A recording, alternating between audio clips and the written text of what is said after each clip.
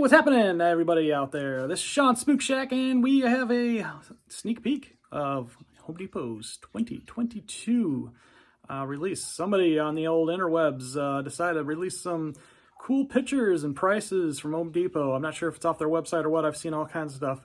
I'm not going to really go into the prices on things. I mean, like, we kind of know the gist on prices, and, you can kind of figure out what things cost on your own if you want. Prices might change anyway, so who knows. But this video, I'm just going to do a quick run through of everything and categorize it more or less by things that I like and some ideas what you can do with these things. Like, some people are kind of like Debbie Downing on the medieval stuff, and while I'm not a medieval guy that much, they do fit. You can do really easy scenes. I mean, like, they've released medieval stuff for the last several years. They're really pushing it hard with Home Depot.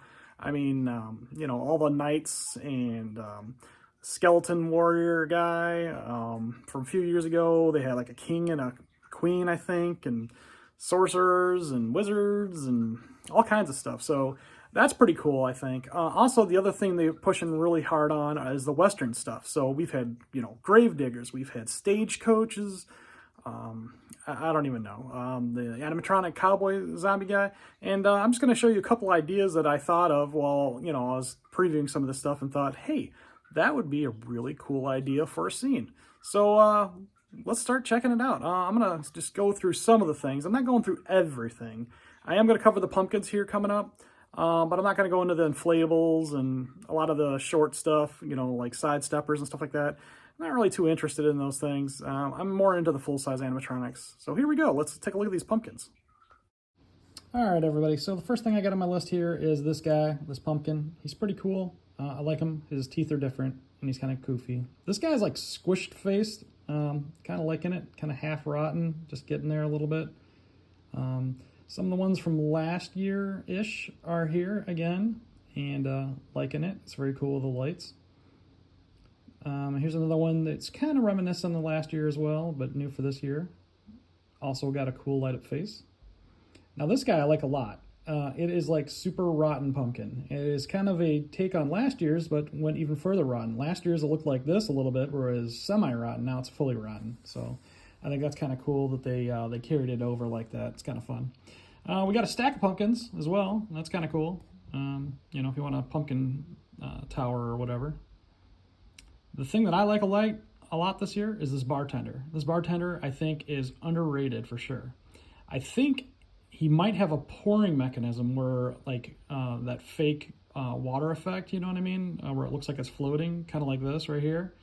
I really hope it does this, because that'd be awesome. And then you could set up like a Western theme like this and use the animatronic zombie from last year and complete the scene. Now, I like this guy a lot. A lot of people say he looks like Shrek and from video games and whatever, but I'm hoping it's a scare with a skull. A lot of people are ripping on this wizard, but if you remember the wizard from last year, he wasn't quite this cool looking. So here he is from last year. The world is a scary place. Protect yourself. And you can get the cauldron, which I think has really great colors. And then if a lot of people are like, I don't know what to do with it. Well, piece it all together with the stuff from this year, and you got a cool scene. What else can you add to the scene? Well, you can add a giant snake. And that snake, I don't know why, but it kind of reminds me of the snake worshippers from Conan the Barbarian. Do you remember that movie? You got James Earl Jones here, all suited up as a snake worshipping knight. This coffin, a lot of people are kind of ripping on it, but I think it's great. It's a couple $100. It's not bad if you don't have a coffin. And if you have the vampire from a few years ago, like I do, they came with a cheap, material like a coffin. You can put him in this better looking coffin with the light up LEDs, and it'll look great.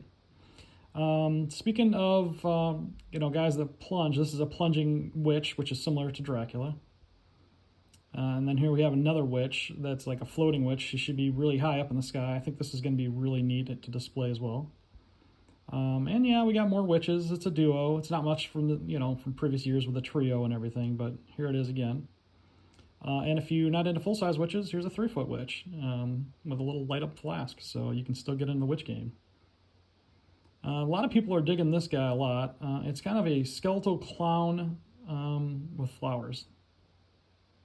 And then one of the big guys this year. Yes, we have a 10-foot werewolf, kind of like the skeleton.